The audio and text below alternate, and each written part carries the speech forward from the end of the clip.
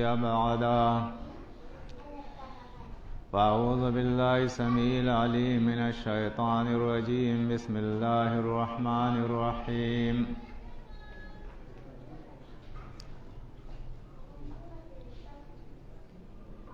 قال اهبطا منها جميعا بعضكم لبعض عدو فإما يأتينكم مني هدى فمن تبع هداي فلا يضل ولا يشقى. قال ابن عباس رضی اللہ تعالی عنہ: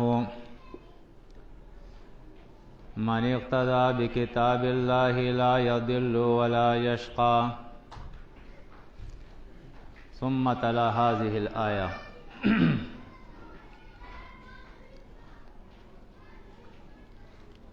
یہ سورہ طٰہٰ کی آیت نمبر 123 ہے۔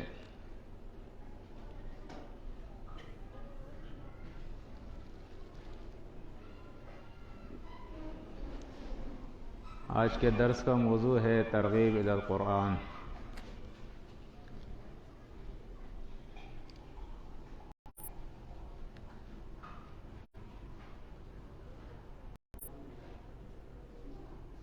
مشکات کے حوالے سے ایک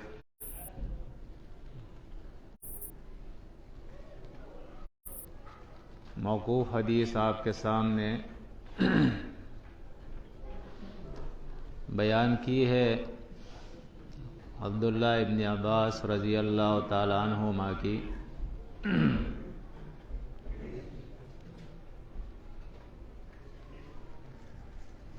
کہ انہوں نے فرمایا: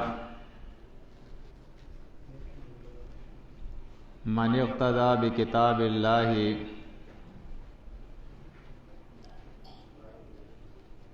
جس نے اللہ کی کتاب کے ساتھ اقتدا کی، اللہ کی کتاب پر اقتدا کی،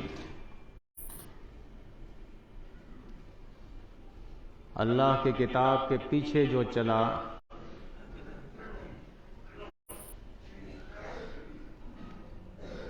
لا یضل ولا یشقی،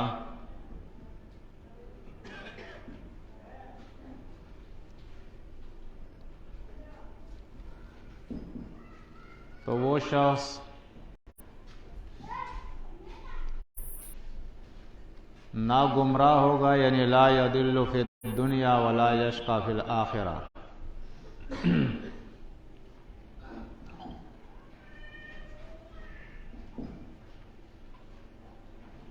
یعنی ایسا شخص دنیا کے اندر ہر قسم کی گمراہی سے بچ جائے گا جس نے اللہ کی کتاب کی اقتدا کی۔ اور اس مضمون کی کئی حدیثیں ہیں جس میں مرفوع روایتیں بھی ہیں۔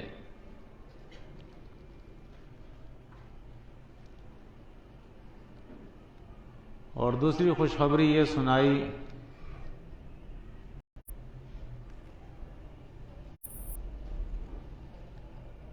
کہ وہ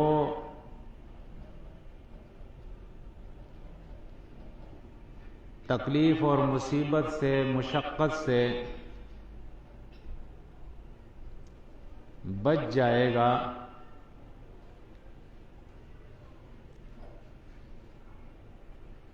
یا اس کا معنی ایک یہ ہے کہ وہ بدبختی سے بچ جائے گا،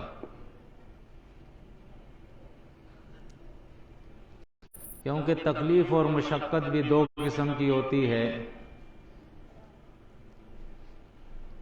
ایک تو وہ تکلیف اور مشقت ہے جس سے انسان کو دنیا اور آخرت میں فائدہ ہوتا ہے، اجر ملتا ہے،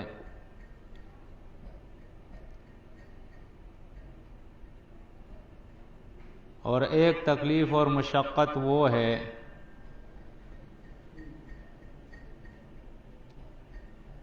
کہ باوجود مشقت اور تکلیف کے اس کا رب اس سے ناراض ہوتا ہے اور آخرت اس کی تباہ ہو جاتی ہے۔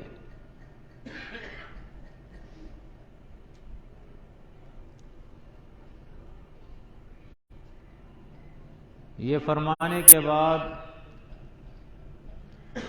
عبداللہ ابن عباس رضی اللہ تعالی عنہما فرماتے ہیں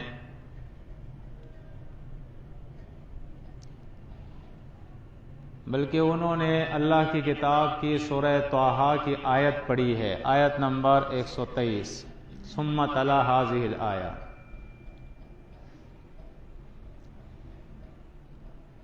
کہ اول انسان آدم علیہ السلام کو جب اللہ نے پیدا فرمایا اور اسی سے اس کی بیوی اللہ نے پیدا فرمائی،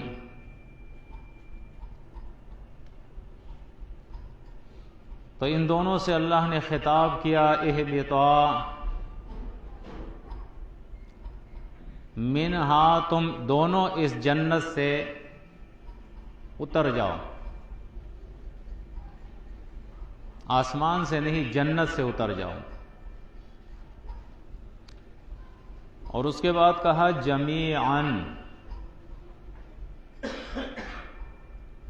سب کے سب۔ تو اس سورہ کے اندر اہبطا تثنیہ کا صیغہ ہے، جبکہ دوسرے مقامات پہ جب اللہ نے اس کا ذکر فرمایا ہے جیسے سورہ البقرہ کے اندر، تو وہاں اہبطوا ہے، جمع کا صیغہ ہے کہ تم سب اتر جاؤ، یعنی یہاں سے چلے جاؤ جنت سے۔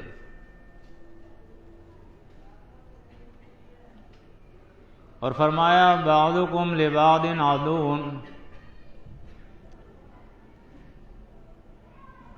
تم میں سے بعض کے دشمن ہے۔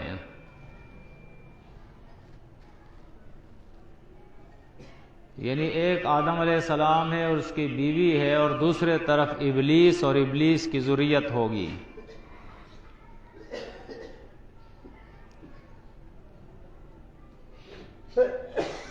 تم آپس میں ایک دوسرے کے دشمن ہو۔ اب آگے اللہ نے ہدایت دی، فَإِمَّا يَأْتِيَنَّكُم مِّنِّي هُدًى،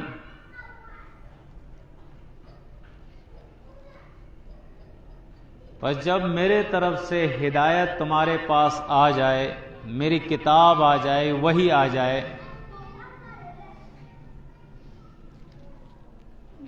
فَمَن تَبِعَ هُدَايَ فَلَا يَضِلُّ وَلَا يَشْقَى، فرمایا جس نے میرے ہدایت کی پیروی کی تو ایسے شخص کے لیے اللہ کی طرف سے یہ ضمانت ہے کہ وہ گمراہ نہیں ہوگا، گمراہی سے بچ جائے گا،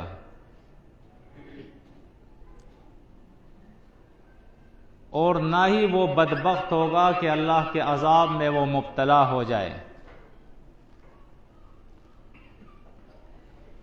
اس کا چین اور سکون تباہ اور برباد ہو جائے۔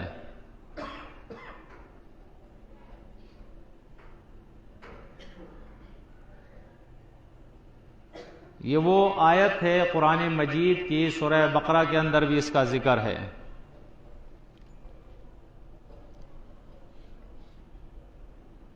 کہ جن آیات کے اندر اللہ نے اول دن سے، جب سے انسان کی تخلیق فرمائی ہے،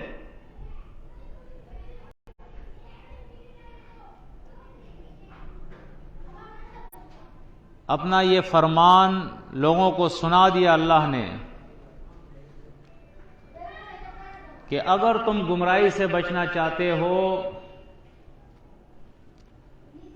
دنیا اور آخرت کے مصیبتوں سے بچنا چاہتے ہو، تو ایک ہی طریقہ ہے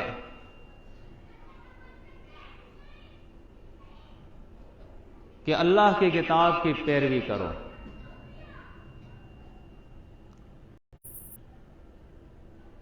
کیونکہ دنیا کے اندر بہت سارے لوگ ایسے ہوں گے جو اللہ کی کتاب کے مقابلے میں اپنے طرف وہ دعوت دیں گے، بلائیں گے،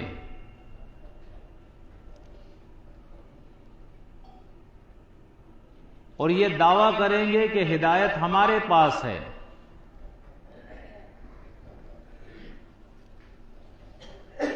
اس مضمون کو اللہ رب العزت نے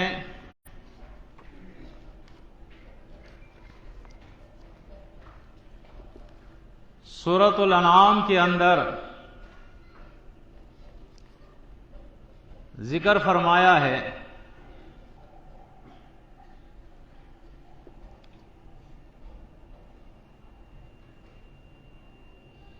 کالذی استہوتہ الشیاطین فی الارض حیران، ایک شخص کی مثال دی ہے کہ ایسا ایک شخص جو زمین میں حیران اور پریشان کھڑا ہے.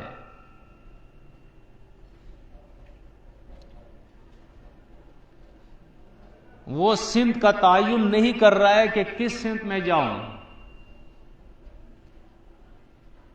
صراط مستقیم کون سی ہے، کہاں جاؤں میں، ہدایت کہاں ہے. فرمایا لہو اصحاب یدعونہ الی الہدی، اب اس کے جو اصحاب ہے، اس کے یار دوست، اس کے پڑوسی، اس کے ساتھ اٹھنے بیٹھنے والے، وہ اسے کہتے ہیں کہ ہمارے پاس آؤ، اتنا ہمارے پاس آؤ اور ہمارے پاس ہدایت ہے، ہم تمہیں سیدھا راستہ دکھائیں گے. اللہ جواب دیتا ہے، قل میرے نبی ان سے کہو ان ہدی اللہ هو الہدی، بے شک اللہ کی ہدایت یہ ہدایت ہے. وَأُمِرْنَا لِنُسْلِمَ لِرَبِّ الْعَالَمِينَ، اور مجھے حکم دیا گیا ہے کہ میں رب العالمین کے سامنے سر جھکاؤں، اس کے حکم کو مانوں.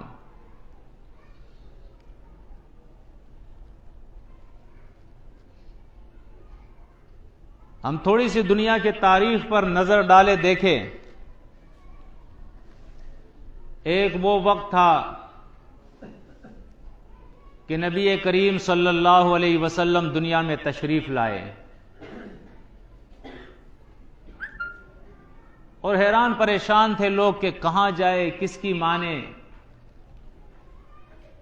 پوری انسانیت قبائل کے اندر، خاندانوں کے اندر، پارٹیوں کے اندر، جماعتوں کے اندر، مذہبی، لسانی اور سیاسی جماعتوں کے اندر تقسیم ہو چکی تھی.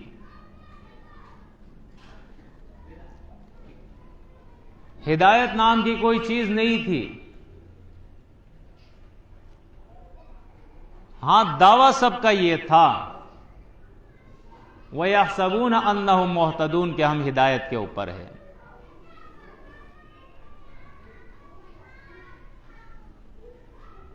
اسی اثناء میں اللہ رب العزت نے اپنے نبی محمد عربی صلی اللہ علیہ وسلم کو مبعوث فرمایا، رسالت اور نبوت دے کر، اور اپنی کتاب کی آیتیں اس کا نزول شروع کر دیا.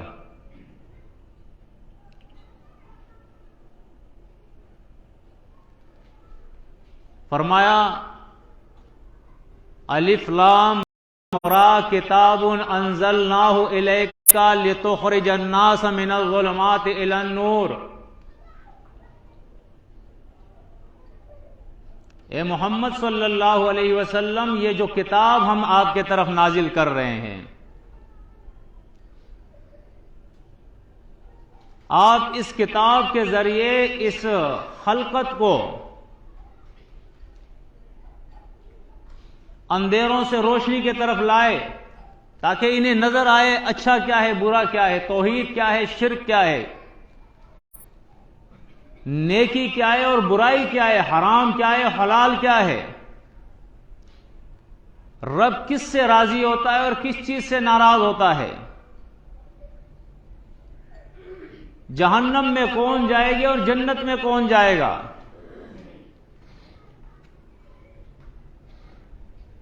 صراط مستقیم کی طرف لوگوں کو دعوت دیں.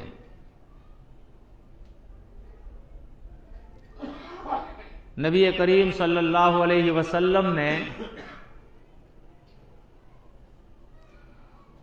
اللہ کی مدد سے، اللہ کی توفیق سے اس مشن کا آغاز فرمایا۔ ابتدائی دور وہ تھا جس کے اندر انتہائی سختیاں تھیں۔ اس مضمون کو آپ سورۃ البقرہ، سورۃ المائدہ، سورۃ لقمان اور سورۃ زخرف کے اندر آپ دیکھ سکتے ہیں۔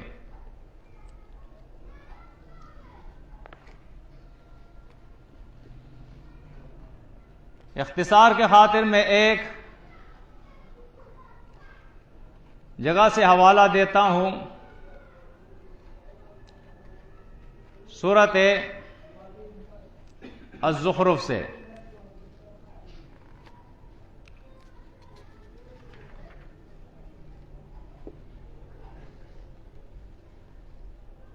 یہاں اللہ رب العزت نے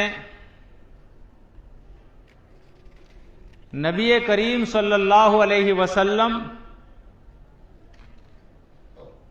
کی دعوت کا ذکر فرمایا ہے، اور ساتھ ہی ساتھ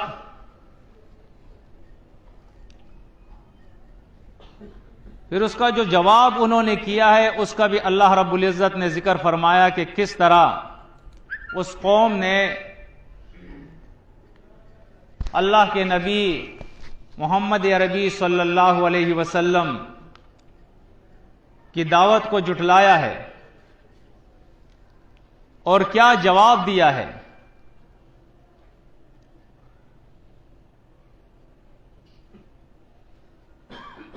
اول تو ان کی حالت اللہ ذکر کرتا ہے، انہم الا یخرسون، ان کی ہر بات وہ اس لیے ہوتی ہے کہ بس یہ جھگڑا کرے کسی طریقے سے۔ باطل جو ہے وہ جھگڑا کرتا ہے، چیختا ہے، الزامات لگاتا ہے، بہتان لگاتا ہے، اس کے پاس دلیل نہیں ہوتی ہے۔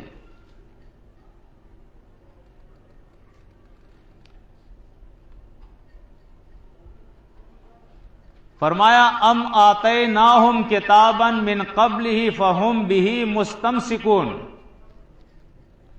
اگر اس کتاب کا یہ انکار کر رہے تو اس سے پہلے کوئی کتاب دکھا دے جس پر یہ عمل پیرا ہے، جس کی دلیل ان کے پاس ہے۔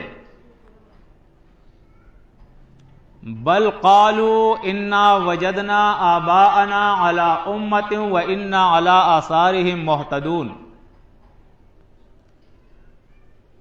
بلکہ اللہ کی کتاب کے مقابلے میں کہ نہ اس کتاب کی دلیل مانتے ہیں، نہ اس سے پہلے کتابوں کی دلیل ان کے پاس ہے، نہ توریت کی دلیل، نہ انجیل کی دلیل، نہ زبور کی دلیل، نہ صحیفہ ابراہیم میں سے کوئی دلیل، بلکہ یہ کہتے ہیں کہ ہم نے اپنے بڑوں کو ایک امت پہ پایا ہے اور ہم اپنے بڑوں کے نقش قدم کے اوپر چل رہے ہیں۔ کہیں قرآن ان کے آبا کا ذکر کرتا ہے، ان کے بڑے، کہیں قرآن کہتا ہے اتخذوا احبارہم ورہبانہم اربابا من دون اللہ، انہوں نے اپنے علماء اور اپنے پیروں کو اللہ کے مقابلے میں رب کے صفت سے متصف کیا ہے، کیونکہ ان الحکم الا للہ، حکم اور فیصلہ یہ تو اللہ کا چلتا ہے، اللہ کے مقابلے میں کسی کی بات نہیں چلتی ہے۔ اللہ کا قانون تو یہ ہے وَمَن لَّمْ يَحْكُم بِمَا أَنزَلَ اللَّهُ فَأُولَٰئِكَ هُمُ الْكَافِرُونَ، یہ بڑا سے بڑا مفتی اور عالم کیوں نہ ہو،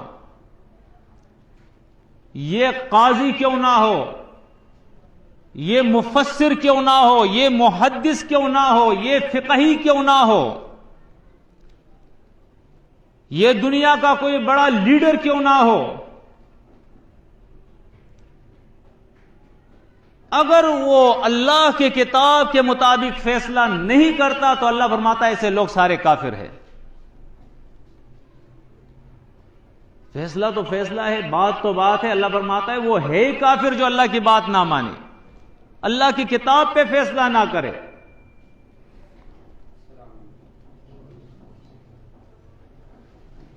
اور یہ ایسی ایک بیماری ہے کہ اللہ اپنے نبی کو تسلی دیتا ہے،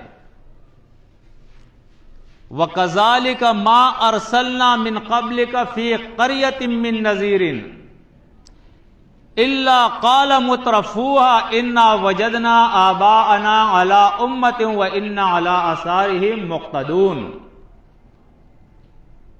اے نبی آپ تسلی رکھیں، یہ آپ کے ساتھ نہیں ہو رہا ہے، آپ سے پہلے جتنے بھی انبیاء آئے ہیں ہر نبی کے قوم نے یہی جواب دیا ہے کہ ہم اپنے بڑوں کے طریقوں پہ عمل کریں گے، ہمارے بڑوں نے جو کیا ہے وہی کریں گے، ہمارے آباء و اجداد نے جو کیا ہے وہی کریں گے، ہم اکثریت کے پیچھے جائیں گے۔ اذا قیل لهم اتبعوا ما انزل اللہ قالوا بل نتبع ما الفینا علیہ آباءنا۔ اب اللہ کی کتاب کو پیش کرے، یہ کہیں گے نہیں، ہم تو وہ کریں گے جو ہمارے بڑوں نے کیا ہے۔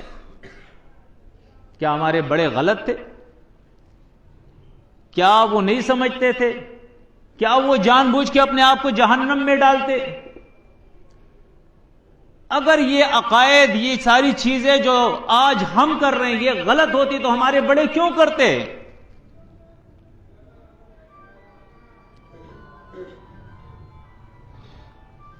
اب اللہ رب العزت اپنے نبی سے قال، نبی نے کہا، اللہ کے حکم سے کہا، اولو جئتکم بأہدی مما وجدتم علیہ آباءکم۔ اگرچہ میں تمہارے پاس جو دعوت لے کے آیا ہوں، جو دین لے کے آیا ہوں، جس دعوت اور دین پہ تم نے اپنے بڑوں کو پایا ہے اس سے زیادہ اگر یہ صحیح ہے تو پھر کیوں نہیں مانتے ہو؟ ذرا سا تقابلہ تو کر کے دیکھو، میں جو بات کہہ رہا ہوں اس کو دیکھو، جو تمہارے بڑے کرتے آئے ہیں اس کو دیکھو۔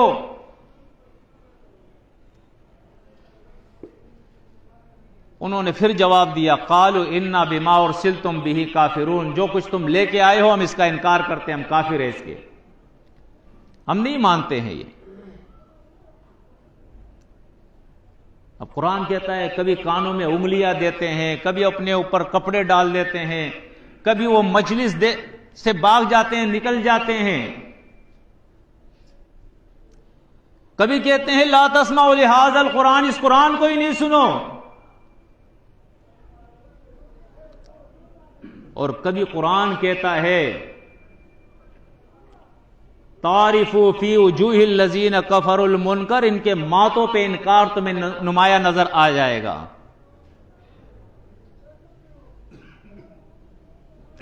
اور صرف انکار نہیں ہوتا ہے،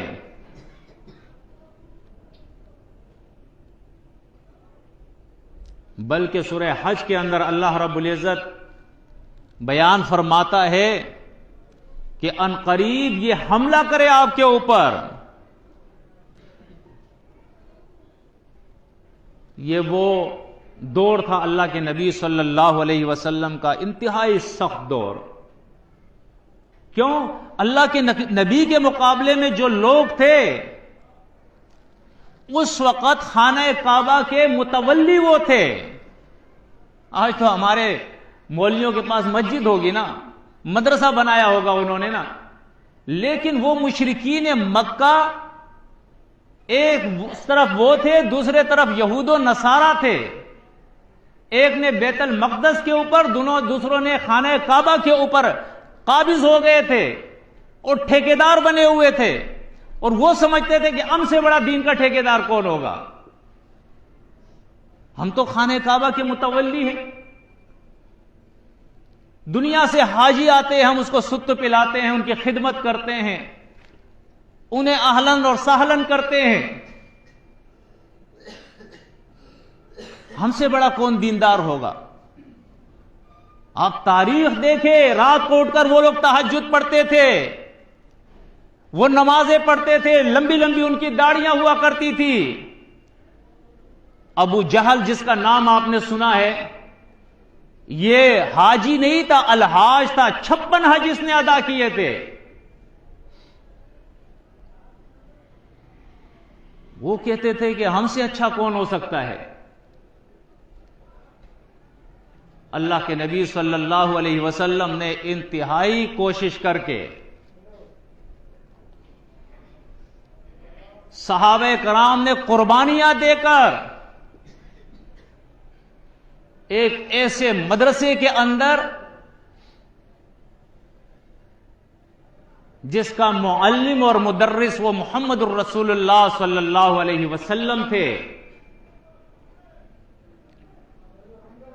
اور اس کا تعلیمی نصاب قرآن ذکر کرتا ہے، لقد من اللہ علی المؤمنین اذ بعث فیہم رسولا من انفسہم یتلو علیہم آیاتہ ویزکیہم ویعلموہم الکتاب والحکمہ وإن کانوا من قبل لفی ضلال مبین۔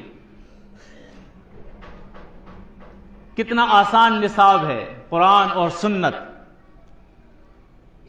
اللہ کا رسول قرآن کی آیتیں پڑھتا ہے اور آیتوں کا مقصد سمجھاتا ہے کہ اس آیت کا منشا یہ ہے، اس پر عمل اس طرح کرو گے، یہ محکم آیت ہے، یہ متشابہ ہے، اس میں حرام کا ذکر ہے، اس میں حلال کا ذکر ہے، اس میں امر ہے، اس میں نہیں ہے۔ یہ مثال ہے، یہ تبشیر ہے اور یہ تنذیر ہے۔ پوری تعلیم ان کے قرآن ہی کے اندر جو ہے وہ گھوم رہی ہے۔ ایک وہ دور تھا، قرآن کی اس تعلیم اور نبی کریم صلی اللہ علیہ وسلم کی تربیت سے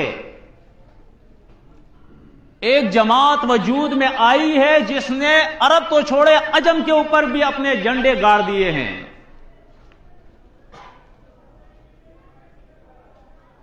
اسلام پھیل گیا ہے، ہر طرف لا الہ الا اللہ کی ندائیں ہیں۔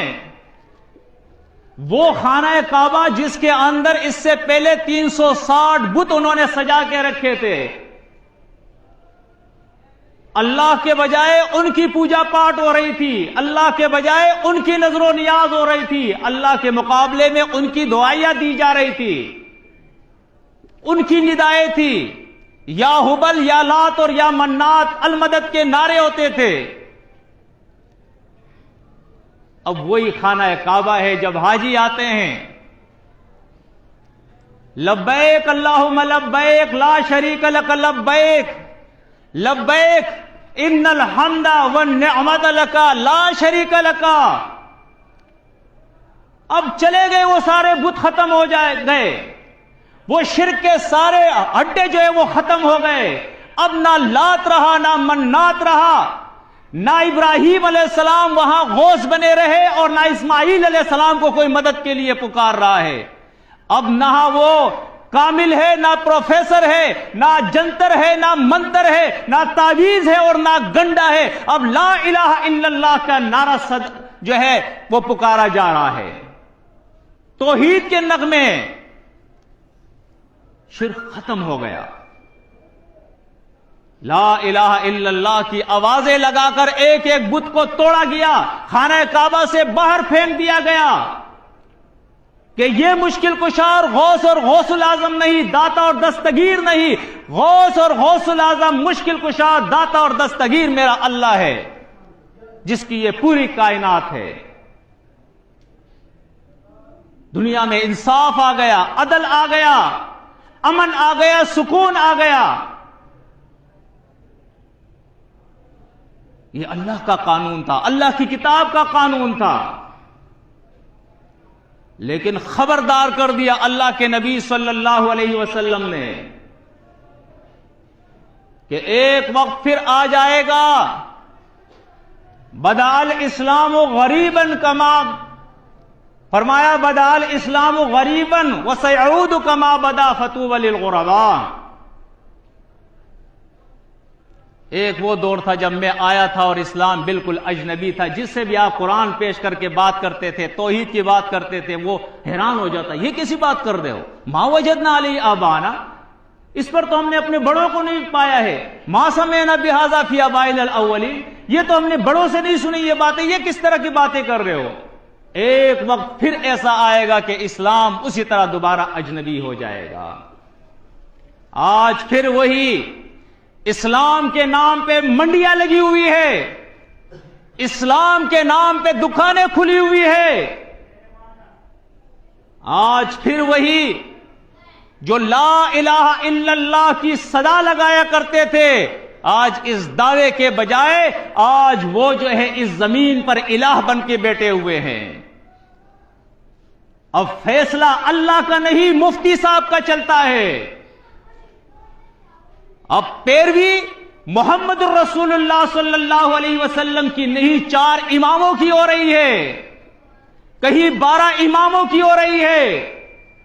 آج اسلام متعارف نہیں ہو رہا ہے، اسلام کے بجائے کوئی دیوبندی ہے، کوئی بریلوی ہے، کوئی اہل حدیث ہے، کوئی شیعہ ہے اور کوئی سنی ہے۔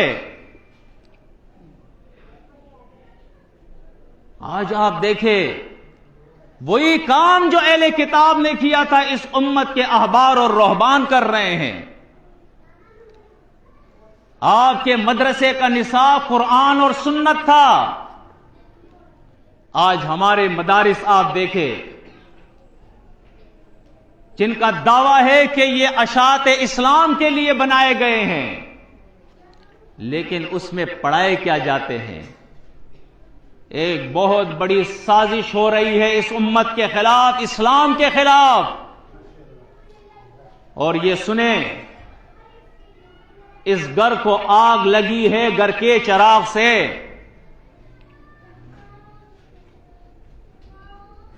یہ گھر کا جو والی ہے وہی اس گھر کو آگ لگا رہا ہے۔ آج ان مدارس کو دیکھیں آپ، ان کا نصاب کیا ہے؟ ان کا نصاب ہے فلسفہ، ان کا نصاب ہے منطق، ان کا نصاب ہے علم الکلام، ان کا نصاب نحو و صرف ہے، ان کے نصاب میں لغت ہے، ان کے نصاب میں منیہ ہے، قدری ہے، ہدایہ ہے، کنز ہے، نور العزا ہے، بہشتی زیور ہے، اور قرآن مجید کے ساتھ وہی سلوک کیا جو پہلے اہل کتاب نے توریت اور انجیل کے ساتھ جو سلوک کیا تھا، وہی سلوک اس امت نے کیا ہے۔ ایک حدیث آپ کے سامنے میں بیان کرتا ہوں۔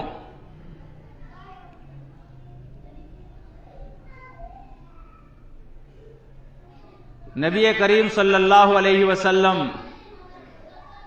ایک مجلس میں بیٹھے ہوئے ہیں، زیاد ابن لبید رضی اللہ تعالیٰ عنہ روایت کرتے ہیں، ابن ماجہ کی روایت ہے یہ، اور اسی مجلس میں ذکر کرتے کرتے اللہ کے نبی صلی اللہ علیہ وسلم نے فرمایا، ذہاب العلم، ایک وقت آئے گا کہ علم جو ہے وہ مٹ جائے گا، ختم ہو جائے گا۔ اور یہ یاد رکھے، قرآن اور سنت میں جہاں بھی علم کا لفظ آتا ہے اس سے مراد اللہ کی کتاب کا علم ہوتا ہے، اس کے علاوہ جتنے ہیں وہ فنون ہے، نحو ہو، صرف ہو، منطق ہو، لغت ہو، ادب ہو، فلسفہ ہو، علم الکلام ہو، جتنے بھی ہیں یہ سب کے سب فنون ہیں۔ فرمایا اللہ کی کتاب کا علم جو ہے یہ مٹ جائے گا۔ اب وہ کہتے ہیں قلت، میں نے کہا، وہ صحابی کہہ رہے ہیں، یا رسول اللہ کیف یذهب العلم، یہ علم کیسے مٹ جائے گا؟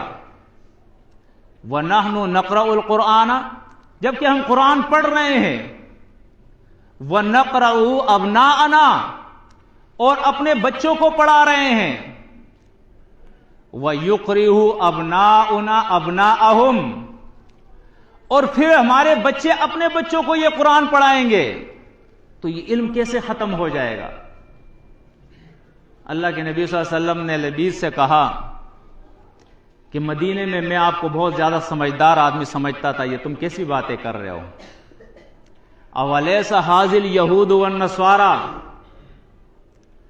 یقرؤون التوراۃ والانجیل، کیا یہ اہل کتاب یہود و نصارہ تورات اور انجیل نہیں پڑھتے ہیں؟ اس نے کہا کیوں نہیں پڑھتے ہیں؟ تو کیا تورات اور انجیل کا علم ہے ابھی؟ اس نے کہا نہیں، وہ تو نہیں ہے۔ فرمایا وجہ یہ ہے، اللہ کے نبی نے فرمایا لا يعملون بشیء مما فیہما، کہ توریت اور انجیل میں جو کچھ ہے اس کے اوپر وہ عمل نہیں کر رہے ہیں۔ اب آپ اپنے مدارس کے اندر قرآن پڑھائے، لیکن کیسے پڑھائے؟ ناظرے کے ساتھ قرآن پڑھائے جی، تجوید کے ساتھ قرآن پڑھائے، حفظ قرآن آپ کرائے۔ اچھی بات ہے، میں اس کا انکار نہیں کرتا ہوں کہ کوئی کہے کہ بھائی اس کی مخالفت کر رہا ہے، تجوید کے ساتھ قرآن پڑھنا چاہیے، حفظ قرآن بھی کرنا چاہیے، ناظرہ بھی کرنا چاہیے، لیکن قرآن کا مقصد حاصل ہونا چاہیے۔ قیامت کے دن حدیث میں آتا ہے کہ مختلف لوگوں کو اللہ رب العزت پیش کرے گا اپنے بارگاہ کے اندر، اور ان میں سے قاری، حفظاء، قراء، حفظاء، علماء ہوں گے، اور اللہ ان سے کہے گا کہ یہ نعمتیں میں نے تمہیں دی تھی، یاد کرو، تم نے کیا کیا ہے؟ وہ کہیں گے کہ اللہ تیری کتاب کی خدمت ہم لوگوں نے کی ہے، دیکھیں 30 پارے قرآن یاد کیا ہے، تجوید کے ساتھ پڑھا ہے، اس کا علم حاصل کیا ہے، بڑے بڑے مدارس کھولے ہیں۔ اللہ فرمائے گا کہ تم جھوٹ بولتے ہو، یہ تو تم نے اس لیے کیا تھا کہ تو تمہیں لوگ قاری کہے، حافظ کہے، عالم کہے، وہ تو تمہیں دنیا میں لوگوں نے کہہ دیا تھا۔ ان مدارس کے اندر جو علوم حاصل کیے جاتے ہیں، پھر وہاں سے جو لوگ نکلتے ہیں، مقصد کیا ہے؟ بہت سارے مدارس بنانا، بہت سارے قراءات تیار کرنا، بہت سارے علماء تیار کرنا، بہت سارے حفظاء تیار کرنا، یا مقصد یہ ہے کہ قرآن لوگ سمجھ کے اس پہ عمل کرے، اس کی تبلیغ کرے، اور اس قرآن کا نظام دنیا کے اندر آ جائے؟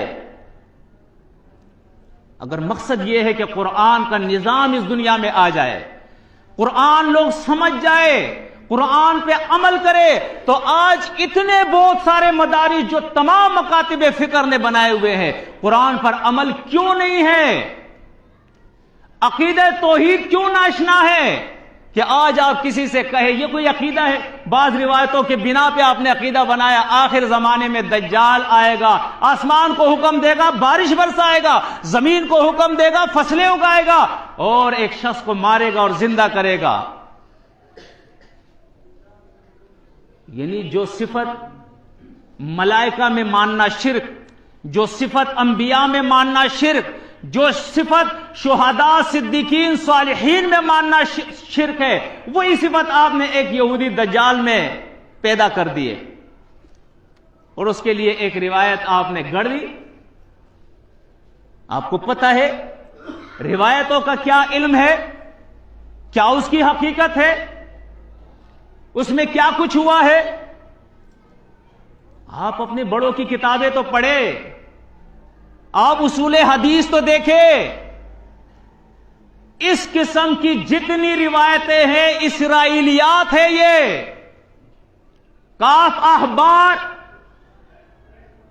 اور وہب ابن منبہ، اس قسم کے راوی جن کے اوپر تاریخ نے، امام ذہبی جیسے لوگوں نے لکھا ہے کہ یہ وہ لوگ ہیں کہ ان کی روایتیں اکثر جو ہے وہ اسرائیلیات پر مبنی ہے۔ اس لیے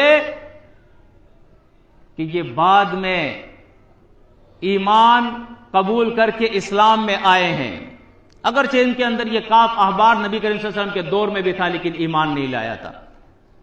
کسی نے سوال بھی کیا کہ کیوں ایمان نہیں لائے تھے؟ تم تو تھے نبی کے دور میں، تم عمر کے دور میں کیوں ایمان لائے؟ کہا جی میرے باپ نے مجھ سے وعدہ لیا تھا کہ تم توریت کے علاوہ کوئی اور کتاب نہیں پڑھو گے، اس لیے میں پابند تھا۔ بعد میں جب اسلام کا غلبہ آیا میں نے دیکھا تو پھر میں نے کہا چلو یہ بھی دیکھ لوں کہ ان کی کتاب میں کیا ہے اور ہماری کتابوں میں کیا ہے، تو اس لیے پھر میں ایمان لے آیا، یہ حق میرے اوپر آیا ہو گیا۔ تو بھائی قرآن پھر بیان کرو، قرآن بیان کرو۔ آپ یہودیت سے اسلام میں آ کر اسرائیلیات کیوں بیان کر رہے ہو؟ آج ان عیسائیات کے بدولت کبھی تہمت لگائی جاتی ہے کہ ابراہیم علیہ السلام نے 3 جھوٹ بولے ہیں، اور یہ ہماری بدقسمتی ہے کہ ہمارے اس امت کے اندر احادیث کی کتابوں میں سب سے بڑا درجہ جو ہے وہ بخاری کا اور پھر مسلم کا ہے، اور سب سے بڑا درجہ پھر متفق علیہ حدیث کا ہے، اور ان دونوں راویوں کا جو اسرائیلیات بیان کر رہے ہیں امام بخاری اور امام مسلم کے متفق علیہ راوی ہے یہ۔ تو میرا مقصد یہ بھی نہیں کہ میں امام بخاری یا امام مسلم پہ کوئی تبرہ کر رہا ہوں یا فتویٰ لگا رہا ہوں یا ان سے کوئی نفرت کر رہا ہوں۔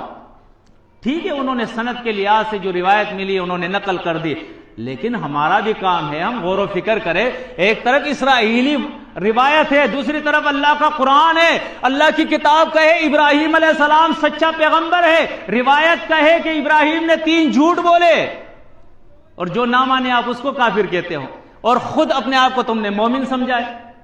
ابراہیم کو 3 جھوٹ کے بہتان اس کے اوپر تم نے لگا دیا۔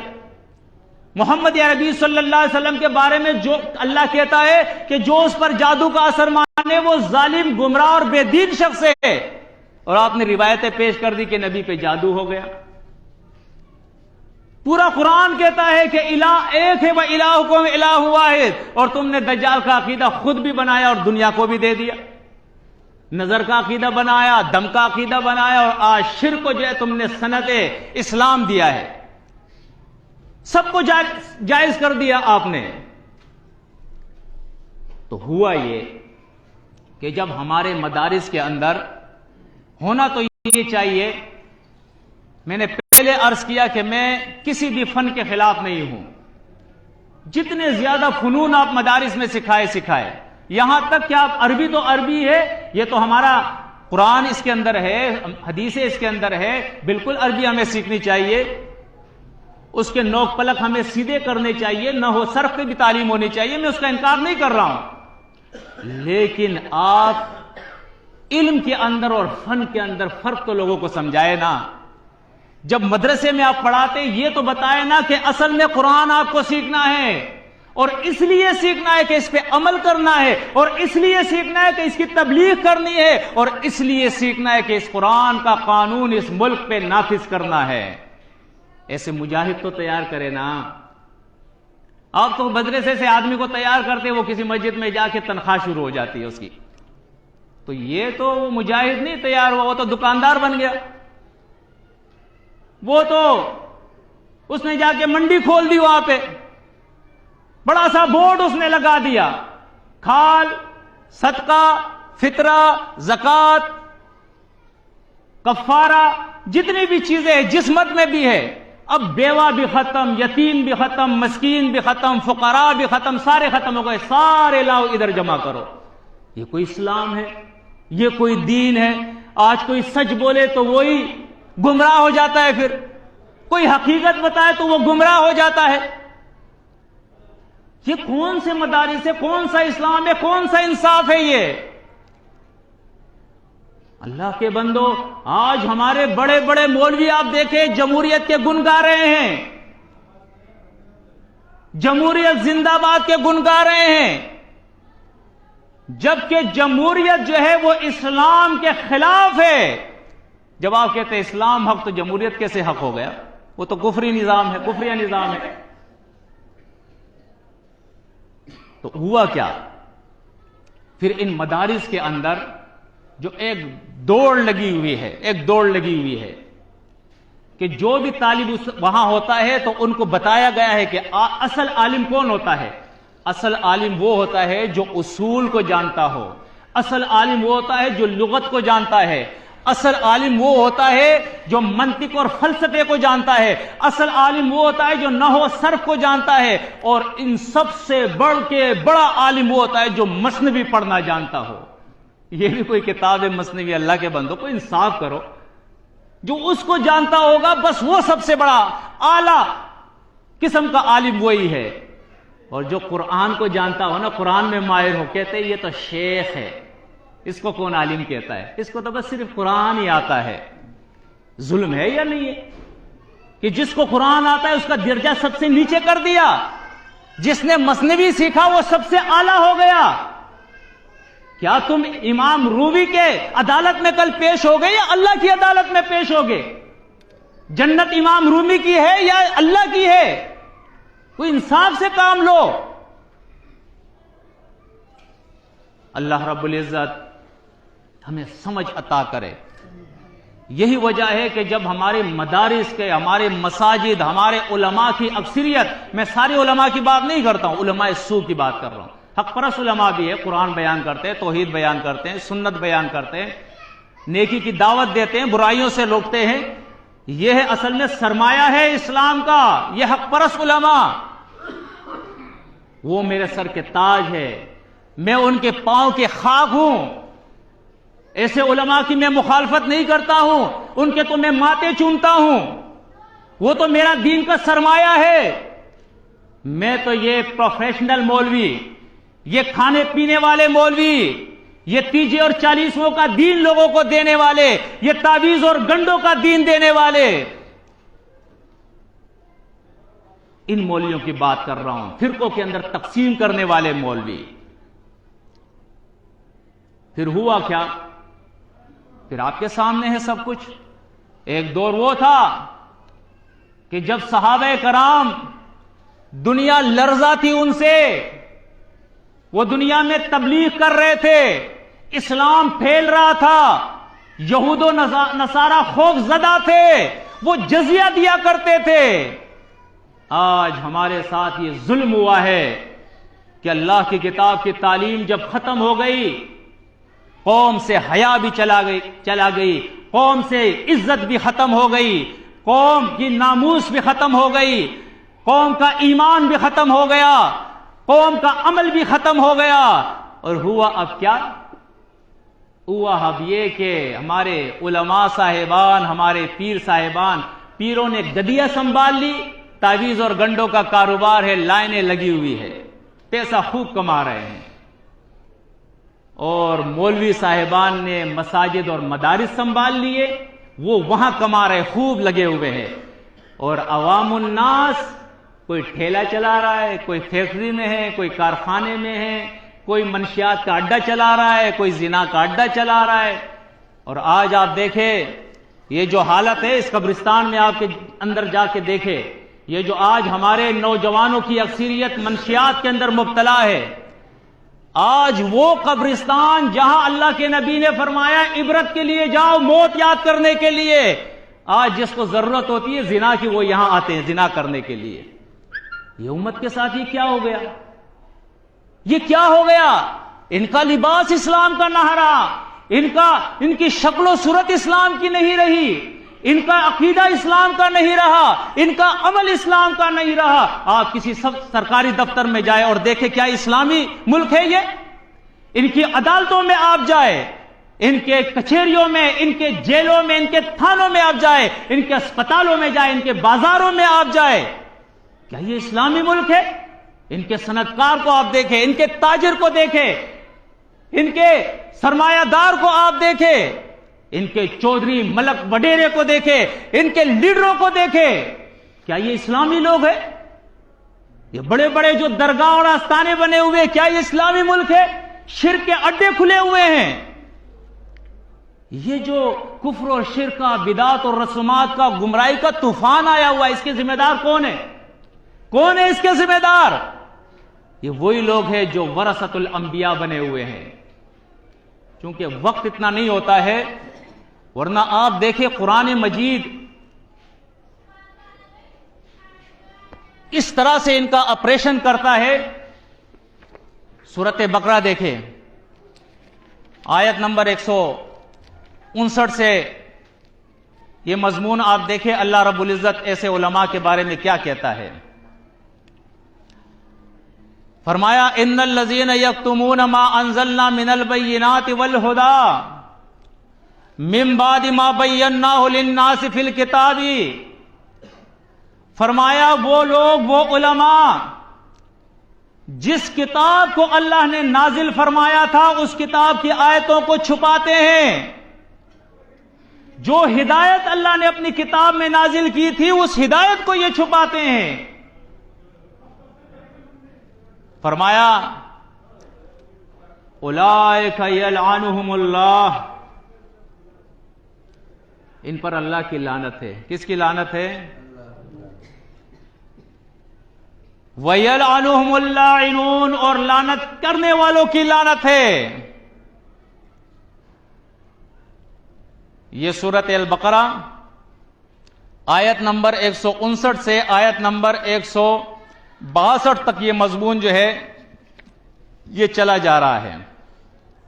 پھر دیکھیں اسی سورہ بقرہ کے اندر آیت نمبر 174 کے اندر پھر اللہ فرماتا ہے ان الذین یکتمون ما انزل اللہ من الکتاب ویشترون به ثمنا قلیلا، بے شک وہ لوگ جو اللہ کی نازل ہوئی کتاب کے احکامات کو چھپاتے ہیں. کیوں چھپاتے ہیں؟ وَيَشْتَرُونَ بِهِ ثَمَنًا قَلِيلًا، روکڑا لیتے ہیں، روکڑا تھوڑا سا، اس کی قیمت لیتے ہیں. أُولَئِكَ مَا يَأْكُلُونَ فِي بُطُونِهِمْ إِلَّا النَّارَ، سنو یہ اپنے پیٹ کے اندر آگے جہنم کو بھر رہے ہیں. وَلَا يُكَلِّمُهُمُ اللَّهُ يَوْمَ الْقِيَامَةِ وَلَا يُزَكِّيهِمْ وَلَهُمْ عَذَابٌ أَلِيمٌ.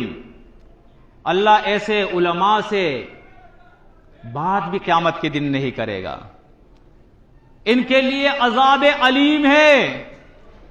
کہیں قرآن چاہے وہ توریت کو چھپانے والے ہو، چاہے وہ انجیل پر پردے ڈالنے والے ہو، چاہے وہ قرآن کو چھپانے والے ہو، اللہ کبھی کہتا ہے کمثل الکلب، ایسے علماء کی مثال کتوں کی ہے. کبھی قرآن کہتا ہے سورہ جمعہ اٹھا کر دیکھے کمثل الحمار، ان کی مثال گدھوں کی ہے. اور سورۃ آل عمران کے اندر اسی مضمون کو آپ دیکھیں، اللہ رب العزت نے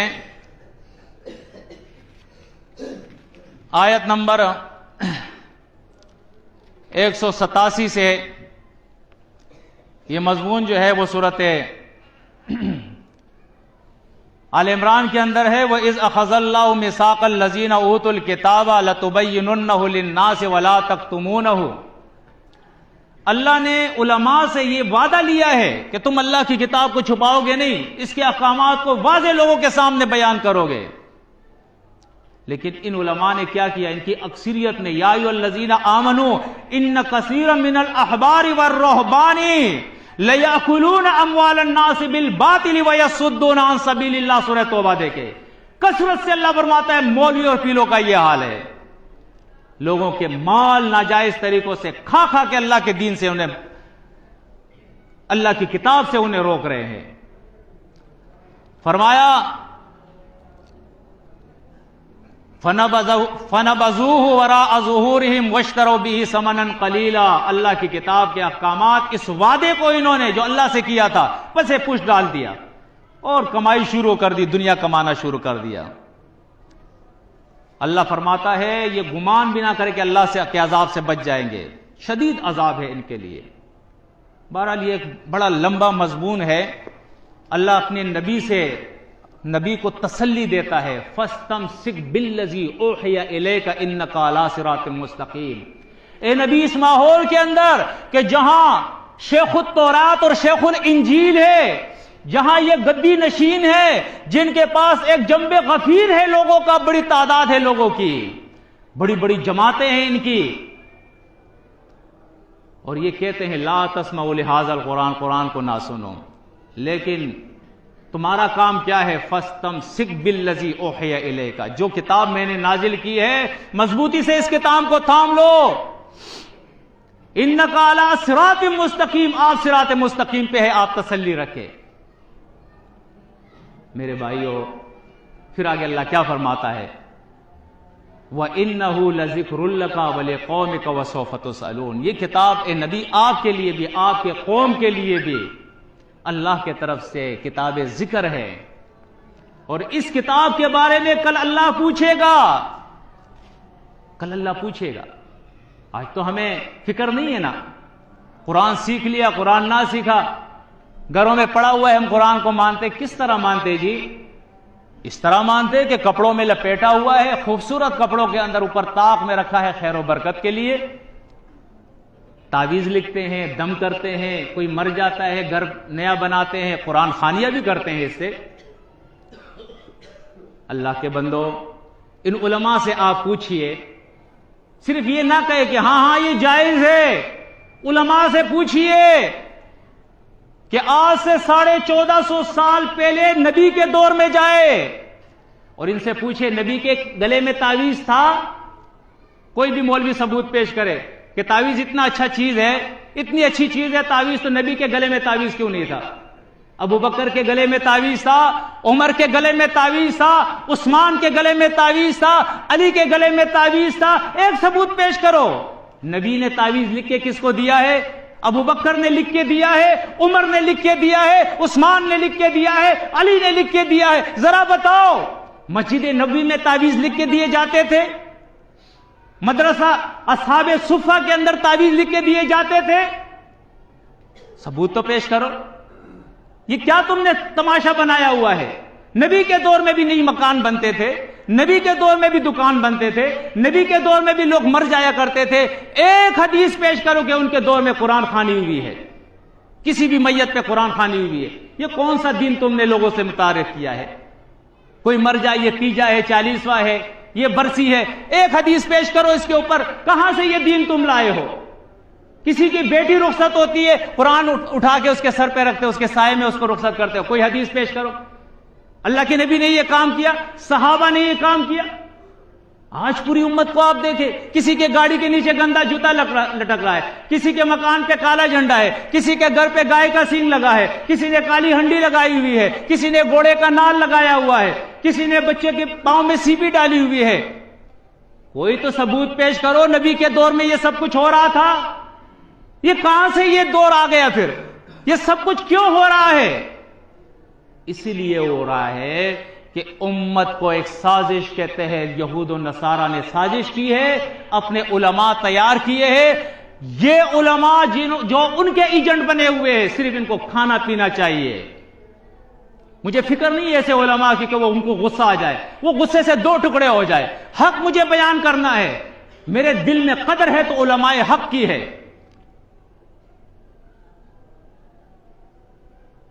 جب انہوں نے امت کو پہلے 12 اماموں میں، پھر 4 اماموں میں، پھر اور فرقوں کے اندر تقسیم کر دیا، اب اسلام کو لوگ جانتے ہی نہیں۔ آپ قرآن پیش کریں، آپ کہتے آپ سے سوال کریں گے، آپ دیوبندی ہے؟ آپ کہتے ہیں نہیں، بس بس بس بس مجھ سے بات نہیں کرنا، میں دیوبندی ہوں، مجھ سے بات نہیں کرنا۔ بریلوی آپ سے کہے گا، آپ بریلوی مسلک پہ؟ میں کہوں گا نہیں، جج بس مجھ سے بات نہیں کرو، مجھے پتہ لگ گیا۔ اہل حدیث کہے گا، آپ اہل حدیث ہے؟ آپ کہیں گے نہیں جی، اگر یہ نام ہوتا تو میں سب سے پہلے اہل قرآن ہوتا، پھر اہل حدیث ہوتا، 2 نام ہوتے میرے، اہل قرآن والحدیث۔ لیکن میں تو یہ نامے نہیں جانتا ہوں، میرا نام تو اللہ نے رکھا ہے، وہ سماکم المسلمین، تمہارا نام مسلم ہے، بس بس مجھ سے پھر بات نہیں کرنا جی، ہم تو الحمدللہ اہل حدیث ہے۔ یہ امت میں یہ تعصب ہے، فرقہ واریت جو آیا ہوا ہے، جو قرآن کی بات سننے کے لیے کوئی تیار نہیں ہے، یہ کیوں ہے؟ علماء سے بھی میری درخواست ہے، موت آنے والی ہے، اللہ کے بارگاہ میں تمہیں پیش ہونا ہے،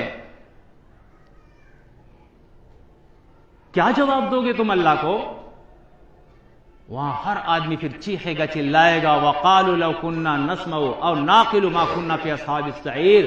سورہ ملک دیکھے، کاش کہ ہم قرآن سن لیتے، سمجھ لیتے، آج جہنم میں جہنمیوں کے ساتھ نہ ہوتے۔ سوال کرے گا اللہ کے ملائکہ ان سے الم یاتکم رسل من ربکم ام یاتکم رسل منکم یقصون علیکم آیاتی. اللہ فرمائے گا کیا میرے رسول تمہارے پاس نہیں آئے تھے؟ کیا میری آیتیں تمہارے سامنے انہوں نے پیش نہیں کی تھی، بیان نہیں کی تھی؟ اور ملائکہ بھی کہیں گے الم یاتکم رسل من ربکم ویتلون علیکم آیات ربکم. کیا رسول اللہ کے نہیں آئے تھے؟ کیا تمہارے رب کی آیتیں انہوں نے تمہارے سامنے پیش نہیں کی تھی؟ قالوا بلا یہ کہیں گے ہاں آئے تھے لیکن ہم نے ان کی تکذیب کر دی، ان کی بات ہم نے نہیں مانی، ہماری مصیبت ہم پر، ہماری بدبختی ہم پر غالب ہو گئی تھی. تو اس کے بعد کہیں گے کہ چلو پھر اب جہنم میں داخل ہو جاؤ، ہمیشہ اس میں رہو گے تم. تو اس قوم کی آج سب سے بڑی بیماری جو ہے وہ یہی ہے. اس کا علاج ہونا چاہیے اور علاج قرآن سے ہونا چاہیے، اس لیے کہ یہ کتاب الشفا ہے. کتاب الشفا ہے. ہر مدرسے کے اندر، ہر مسجد کے اندر قرآن کی تعلیم عام ہونی چاہیے. آج تو قرآن کا ترجمہ سیکھے یا سکھائے، کہتے بھائی یہ گمراہ ہو جائے گا، اس کے لیے تو 14 علوم اور 18 علوم کی ضرورت ہے. مولوی صاحب سے کہو یہ قرآن ابو بکر نے سیکھا تھا، یہ قرآن عمر نے سیکھا تھا، یہ قرآن عثمان نے سیکھا تھا، یہ قرآن علی نے سیکھا تھا، تمام صحابہ نے سیکھا تھا. ذرا بتاؤ صحیح کہ انہوں نے کون سے 14 اور 18 علوم گنتی کر کے بتاؤ، کس حدیث میں یہ آئے، کہاں سیکھا تھا انہوں نے؟ کوئی جواب نہیں ان کے پاس، کوئی جواب نہیں ان کے پاس. اللہ کے بندو، نبی کریم صلی اللہ علیہ وسلم کے دور کا وہ ماحول آج یہاں پیدا کیجئے. قرآن کو سیکھنے کی کوشش کرے. سورہ قمر کے اندر 4 مرتبہ اللہ فرماتا ہے وَلَقَدْ يَسَّرْنَا الْقُرْآنَ لِلذِّكْرِ فَهَلْ مِن مُدَّكِرٍ. کوئی ہے جو قرآن سے نصیحت لے؟ یہ ہم نے بہت آسان کر دی ہے، یہ کتاب آسان کتاب ہے. صحابہ کا طریقہ کیا تھا؟ احادیث کا مطالعہ کر کے آپ دیکھیں. ایک حدیث کے اندر آتا ہے صحابہ کا طریقہ یہ تھا کہ 10 آیتیں پڑھتے تھے، اس کا ترجمہ، اس کا معنی، اس کی تفسیر، ہر چیز سمجھنے کے بعد پھر اس پہ عمل کرتے تھے. اس کے بعد پھر 11 سے 20 تک آیتیں سیکھتے تھے. ہمارے یہاں ایسا ہو رہا ہے؟ یہاں تو بیچارہ مدرسے سے فارغ التحصیل ہو جاتا ہے، درس نظامی بھی کر لیتا ہے، پھر بھی اس کو یہ پتہ نہیں ہوتا ہے کہ حرام کیا ہے حلال کیا ہے، اور اس پہ عمل بھی کرنا ہے یا نہیں کرنا ہے. یا صرف تقریروں کے لیے قرآن ہم نے سیکھا ہے، بحث مباحث اور مناظروں کے لیے سیکھا ہے قرآن. پھر آپ دیکھیں دوسرا طریقہ احادیث کے اندر کیا آتا ہے. قرآن کو 7 منزلوں، 7 حزبوں کے اندر تقسیم کیا تھا. یہ جو 30 پارے ہیں نا، یہ صحابہ کے دور میں نہیں تھے 30 پارے. اب لوگ یہ بھی سنیں گے تو حیران ہو جائیں گے کہ یار یہ تو 30 پاروں کو بھی نہیں مانتا ہے. تو آپ اپنے مولویوں سے پوچھو پھر کہ یہ 30 پارے صحابہ کے دور میں تھے، اللہ کے نبی کے دور میں تھے، یہ بعد میں ہوئے ہیں، جسے آپ قرآن خوانی کے دوران پاروں کو تقسیم کرتے ہو. نبی کریم صلی اللہ علیہ وسلم اور صحابہ کے دور میں 7 منزلیں ہوا کرتی تھی، اور اس کی تقسیم صحابہ نے کس طرح سے کی تھی وہ بھی آپ سنیں.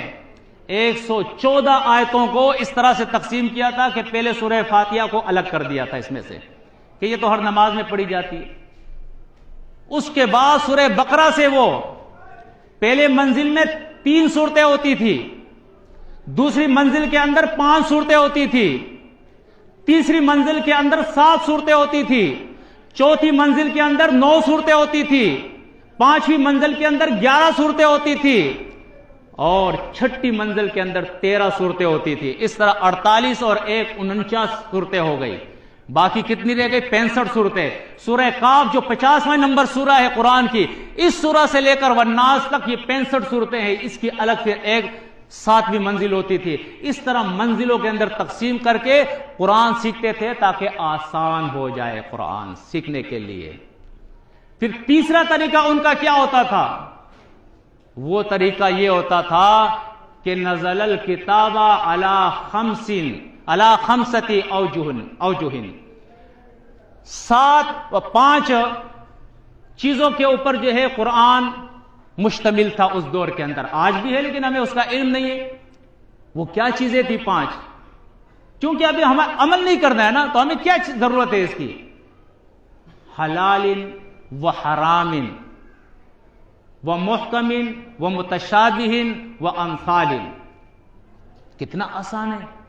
قرآن میں کچھ چیزیں ہیں وہ حلال ہے، فَأَحِلُّ الْحَلَالَ، بس تمہارا کام ہے اس کے حلال کو حلال جانو، اپنی زندگیوں میں نافذ کرو.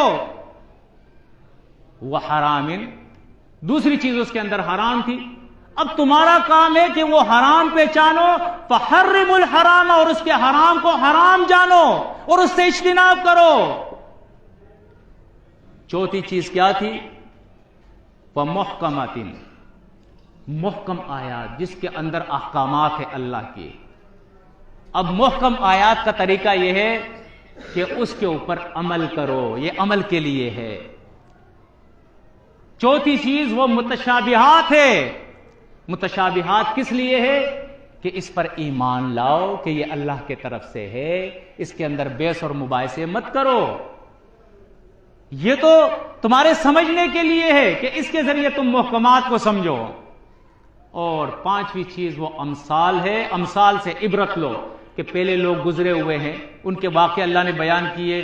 جنہوں نے اچھا کیا ان کو اچھا ملا، اور جنہوں نے اللہ کی نافرمانی کی، شرک اور کفر کیا، اللہ نے ان کو تباہ کر دیا. جنت کی مثال، جہنم کی مثال، ساری مثالیں اللہ نے بیان کر دی ہے. ان مثالوں سے عبرت پکڑو. یہ قرآن ہے. پورے قرآن کو 5 چیزوں میں تقسیم کر دیا. کوئی مشکل ہے؟ لیکن کوئی ہے اس کو سیکھنے والا؟ اللہ کے بندو، مومنوں کی وہ صفت ہم اپنے اندر پیدا کرے. سورہ زمر کے اندر آپ آیت 23 کے اندر دیکھیں، تقشعر منہ جلود الذین یخشون ربہم ثم تلین جلودہم وقلوبہم. اللہ رب العزت بیان فرماتا ہے کہ اللہ رب العزت نے مومنین کا اللہ ذکر کرتا ہے کہ جو کتاب اللہ رب العزت نے نازل کی ہے، جس کتاب کو اللہ نے کتاب متشابہہ کہا ہے، فرمایا اس سے مومنوں کی حالت کیا ہوتی ہے؟ تقشعر منہ جلود الذین یخشون ربہم. جب یہ قرآن بیان ہوتا ہے نا، ان کی جسموں پہ رونگٹیں کھڑی ہو جاتی ہے. رونگٹیں. یہ ہمارے ساتھ کیسے ہوگا؟ آج تو ہم جو لوگ اول تو لوگ مسجد جاتے نہیں ہیں، نماز پڑھتے نہیں ہیں، اور جو پڑھتے ہیں مولوی صاحب قرآن پڑھ رہے ہیں، ان بیچاروں کو کیا پتا کہ یہ کیا پڑھ رہے ہیں. تو جسم پہ رونگٹیں کیسی کھڑی ہوگی، آنکھوں سے آنسو کیسے جائیں گے، دل کیسا نرم ہوگا، کھالیں کیسے نرم ہوگی. اس کو پتہ ہی نہیں ہے بیچارے کو یہ ظلم کس نے کیا ہے. اس ظالم کا احتساب ہوگا ایک دن. یہ ظلم لوگوں نے خود کیا ہے، ان کے علماء نے کیا ہے، ان کے پیروں نے کیا ہے، اور ان کے بڑوں نے کیا ہے، جنہوں نے ڈاکٹر تو بنا دیا، انجینئر تو بنا دیا، پائلٹ بنا دیا، چیف آف آرمی اسٹاف بنا دیا، جج اور جسٹس بنا دیا، اس کو پروفیسر بنا دیا اس کو. لیکن قرآن کا عالم نہیں بنایا، قرآن ترجمے کے ساتھ نہ سکھایا، اس لیے اس کو پتہ ہی نہیں ہے بیچارے کو قرآن کا. اللہ فرماتا ہے ثم تلین جلودہم وقلوبہم الی ذکر اللہ. جب قرآن کی سمجھ ہوگی تو پھر اللہ کے ذکر کے طرف جو ہے ان کے دل جو ہے وہ مائل ہوں گے نا. تبدیلی آئے گی، پھر تقویٰ آئے گا، خوف آئے گا. معاشرے میں کسی کو پتہ ہی نہیں ماں باپ کا کیا حق ہے. کیوں پتہ لگے بھائی؟ اس کو احساس ہی نہیں کہ مجھے مرنا، حساب کتاب دینا ہے. یہ احساس کب ہوگا؟ جب قرآن سے تعلق ہوگا. قرآن سے تعلق کب ہوگا؟ جب آخرت سے کے اوپر ایمان ہوگا. والذین یؤمنون بالآخرۃ یؤمنون بہ، جو آخرت پر یقین رکھتے ہیں وہ اللہ کی کتاب پہ یقین رکھتے ہیں. انشاءاللہ جب عوام کا عقیدہ آخرت پہ بنے گا کہ ہمیں مرنا ہے، اللہ کے سامنے حاضر ہونا ہے، جب ہمارے علماء اور پیروں کا عقیدہ آخرت پہ بنے گا کہ ہمیں مرنا ہے، حساب کتاب دینا ہے، انشاءاللہ پھر ہمارے معاشرے میں قرآن عام ہو جائے گا. اور جیسے ہی قرآن عام ہوگا، عقیدہ بھی صحیح ہو جائے گا، عمل بھی صحیح ہو جائے گا، اسلامی نظام بھی آ جائے گا، جمہوریت بھی رخصت ہو جائے گی، چور ڈاکو اور لٹیرے سارے یہاں سے رخصت ہو جائیں گے، اور انشاءاللہ پھر چین اور سکون آئے گا. اللہ کی رحمتیں اور برکتیں اس قوم کے اوپر، اس ملک کے اوپر برسے گی. اللہ رب العزت جو ہے اس کے لیے ہمیں تیار کرے، ہمیں توفیق دے، اور اللہ رب العزت ایسے لوگوں کی کاوشوں کو قبول فرما کے اس ملک کے اندر اسلامی نظام کا نفاذ جو ہے وہ ممکن بنا دے۔ اقول قولی ھذا استغفر اللہ لی ولکم ولسائر المؤمنین۔